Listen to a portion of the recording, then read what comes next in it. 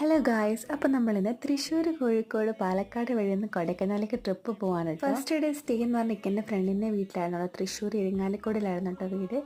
അപ്പോൾ അവിടെയാണ് നമ്മുടെ ഫസ്റ്റ് സ്റ്റേ എന്ന് പറഞ്ഞത്. അതുപോലെ തന്നെ ഇവരുടെ വീട് വരുന്നതെന്ന് വെച്ച് കഴിഞ്ഞാൽ നവ്യനാർ അഭിനയിച്ചിട്ടുള്ള ജാനകി ജാനി എന്ന് പറഞ്ഞ മൂവി ലൊക്കേഷൻ്റെ തൊട്ടടുത്താണ് നമ്മുടെ ഫ്രണ്ടിൻ്റെ വീട് വരുന്നത്.